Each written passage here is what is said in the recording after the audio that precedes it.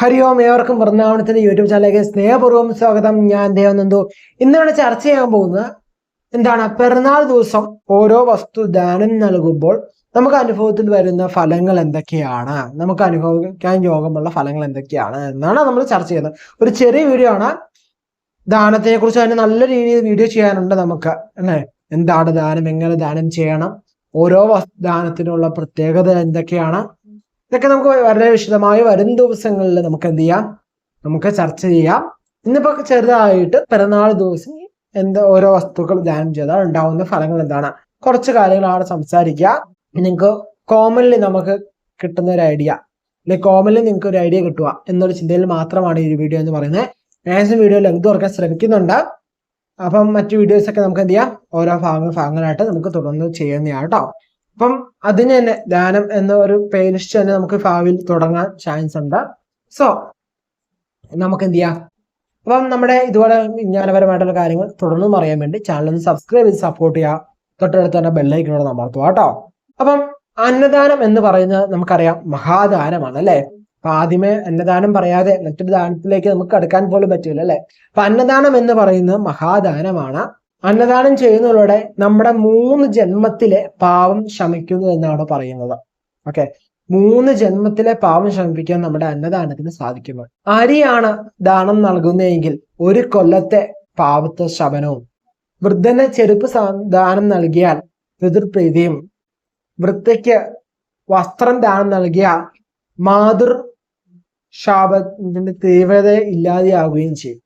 അതുപോലെ തന്നെ കുട്ടികൾക്ക് മധുരം സമ്മാനിച്ചാൽ നമുക്ക് എന്ത് പറയാം, സാമ്പത്തികമായ നേട്ടം നമുക്ക് പറയാവുന്നതാണ്. ഞാൻ പറഞ്ഞു, വൃദ്ധന് ചെരുപ്പ് സമ്മാനിച്ചാൽ നമുക്ക് പിതൃ പ്രീതി ലഭിക്കുന്നു, വൃദ്ധയ്ക്ക് വസ്ത്രം സമ്മാനിച്ചാൽ മാതൃ ശാപത്തിന്റെ തീവ്രതയ്ക്ക് ശമനം, അല്ലെങ്കിൽ തീവ്രത ഇല്ലാതെയാവുകയും ചെയ്യുമെന്ന് പറഞ്ഞു. അതേപോലെ തന്നെ 9 വയസ്സിന് താഴെയുള്ള കുട്ടിക്ക് സ്വർണം സമ്മാനിച്ചാൽ കന്യകാശാപത്തിന് പരിഹാരമാണ് കേട്ടോ. വസ്തുവാണ് സമ്മാനിക്കുന്നതെങ്കിൽ നമുക്ക് ബ്രഹ്മഹത്യ പരിഹാരമാണ്.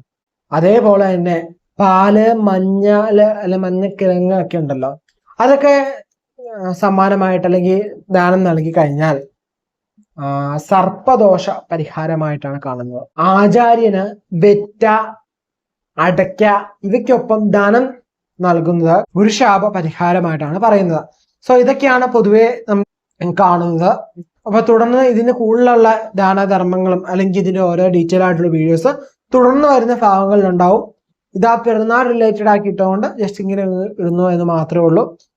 ഇനി ഇതിന്റെ കൂടുതലായിട്ടുള്ള ഡീറ്റെയിൽസ് ആയിട്ടുള്ള വീഡിയോസ് വരും ദിവസങ്ങളിൽ നമ്മുടെ ചാനലിൽ നിങ്ങൾക്ക് പ്രതീക്ഷിക്കാവുന്നതാണ്. ചാനൽ ഒന്ന് സബ്സ്ക്രൈബ് ചെയ്ത് വെച്ചോളൂ, തൊട്ടുവരുന്ന ബെല്ലൈക്കൺ അമർത്തുക കേട്ടോ. ഫേസ്ബുക്കിൽ അങ്ങനെ ഫോളോ ചെയ്തോളൂ കേട്ടോ. അപ്പം ചാനൽ അധികം പേരും സബ്സ്ക്രൈബ് ചെയ്യാതെയാണെന്ന് കാണുന്നത്. ഇപ്പൊ സബ്സ്ക്രൈബ് ചെയ്ത് സപ്പോർട്ട് ചെയ്യുക കേട്ടോ. സുഹൃത്തുക്കൾ വീഡിയോ ഷെയറും കൂടെ ചെയ്ത് കൊടുക്കുക, അവരും കൂടെ ഒന്ന് അറിഞ്ഞോട്ടെ. ഓക്കെ, ഇതൊക്കെ എന്ന് പറയുന്നത്, ഇതും ചെയ്യുമ്പോൾ നമ്മൾ മനസ്സറിഞ്ഞ് ചെയ്യണം ദാനധർമ്മം എന്ന് പറയുന്നത്. മനസ്സറിയാതെ നമുക്ക് ഇഷ്ടമല്ല ഇങ്ങനെ ചെയ്യണം എന്നൊരാൾ പറഞ്ഞുകൊണ്ട് ചെയ്യുന്നതുകൊണ്ട് യാതൊരു ഗുണം നിങ്ങൾക്ക് ലഭിക്കാൻ പോണില്ല.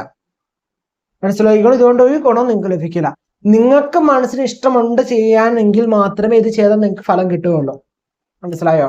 പക്ഷെ നിങ്ങൾ ഈ ദാനധർമ്മങ്ങൾ ചെയ്യുമ്പോൾ മനസ്സ് ഇഷ്ടമില്ലാതെ 100 കുറ്റവും പ്രാക്കും ഇതെല്ലാം പറഞ്ഞാണ് നൽകുന്നതെങ്കിൽ ഇതുകൊണ്ട് എന്ത് ഉപകാരമാണ് നിങ്ങൾക്ക് ഉണ്ടാവാൻ പോണേ? ഒരു ഉപകാരവും നിങ്ങളുടെ ജീവിതത്തിൽ ബാധിക്കില്ല. കാരണം എന്താണ്, ഇതെല്ലാം അറിഞ്ഞുകൊണ്ട് നമുക്ക് മുകളിൽ ഒരാളുണ്ടല്ലേ. സോ നമ്മൾ എന്ത് ചെയ്യുക, മനസ്സറിഞ്ഞ് നമ്മുടെ ഇഷ്ടത്തോടെ പൂർണ്ണ മനസ്സോടെ ഒരാൾക്ക് ദാനം നൽകുകയും സമ്മാനിക്കുകയും മാത്രമാണ് നമുക്ക് ഈ ഓരോത്തിനും പരിഹാരമാവുകയുള്ളൂ, ഓരോ ഗുണങ്ങളും നമുക്ക് ലഭിക്കുകയുള്ളൂ. ഓക്കെ, സാമ്പത്തിക നേട്ടം ഉണ്ടെന്ന് പറഞ്ഞ് നാളെ കുട്ടികൾക്ക് കൊണ്ടുപോയി ചുമ്മാ പൈസ കൊടുത്ത് ഇപ്പൊ അടുത്ത ദിവസം സാമ്പത്തിക നേട്ടം ഉണ്ടായില്ല, ചുമ്മാ എന്റെ 10 രൂപ പോയി, അല്ലെ 1 രൂപ പോയി, 1 രൂപ പോയി, 2 രൂപ പോയി, അല്ലെ ഞാൻ ലഡു മേടിച്ചു കൊടുത്തു 10 രൂപേന്റെ പോലെ 10 രൂപയുടെ പോയില്ലോ, ജിലേബി മേടിച്ചു കൊടുത്തു, ഒരു ഉപകാരം ഉണ്ടായില്ലല്ലോ. ഇങ്ങനെയൊക്കെ പറഞ്ഞു കഴിയുമ്പോൾ എന്താണ്, നമ്മൾ മനസ്സറിഞ്ഞാണ് കൊടുത്തത്. അല്ല, നമ്മൾ എന്തിനാണ്, നമുക്കൊരു ലക്ഷ്യം വെച്ചിട്ടുണ്ട്, ആ സാമ്പത്തിക നേട്ടം, ആ ലക്ഷ്യത്തിന് വേണ്ടി നിങ്ങൾ ചെയ്തായി പോയില്ലേ. ഈ സാമ്പത്തികം തരുന്ന ആരാ? ഈശ്വരനല്ലേ. സോ ആ ഈശ്വരൻ അത് കണ്ടോണ്ടല്ലേ ഇരിക്കുന്നത്. നിങ്ങൾ അത് കൊടുക്കുന്നത് എന്തിനാ? ഇങ്ങനെ ഉദ്ദേശം മനസ്സിലൊരു ദുരുദ്ദേശം വെച്ചുകൊണ്ടാണ് നിങ്ങൾ എന്ത് ചെയ്യണേ, ഒരു കർമ്മം ചെയ്യുന്നതെങ്കിൽ അതുകൊണ്ട് ഒരു ഉപകാരവും ലഭിക്കുകയില്ല എന്ന് മനസ്സിലാക്കുക. ഓക്കെ, ആരെന്ത് പറഞ്ഞാലും അതുകൊണ്ട് ഒരു ഉപകാരവും ഇല്ല. സോ ആരെന്തെങ്കിലും പറഞ്ഞു കഴിഞ്ഞാൽ അത് ചെയ്യണമെങ്കിൽ നിങ്ങൾക്ക് പൂർണ്ണമായ മനസ്സുണ്ട്, നിങ്ങൾക്ക് പൂർണ്ണമായ ആഗ്രഹമുണ്ട്, നിങ്ങൾ പൂർണ്ണമായിട്ട് അത് ആഗ്രഹിക്കുന്നു, നിങ്ങൾ മനസ്സറിഞ്ഞാണ് അത് കൊടുക്കുന്നത്, അല്ലെ മനസ്സറിഞ്ഞാണ് അത് ചെയ്യുന്നത് എങ്കിൽ മാത്രമാണ് എന്താണ് അതിലൊരു ഈശാധീനം ഉണ്ടാവുകയും ഈശ്വരപ്രീതിയും ലഭിക്കുകയും നമുക്ക് അത് മുഖേന അതിനുള്ള പരിഹാരമായാലും അതിനുള്ള പ്രീതിയായാലും നേട്ടങ്ങളായാലും നമുക്ക് ലഭിക്കുകയുള്ളൂ എന്ന് മനസ്സിലാക്കുക. മനസ്സിലായെന്ന് വിചാരിക്കുന്നു. കൂടുതൽ വീഡിയോയ്ക്കായി ചാനൽ സബ്സ്ക്രൈബ് ചെയ്യുക, സുഹൃത്തുക്കൾ വീഡിയോ ഷെയർ ചെയ്ത് കൊടുക്കുക കേട്ടോ. അടുത്ത ദിവസം മറ്റൊരു നല്ല വീഡിയോ ആയിട്ട് കാണാം.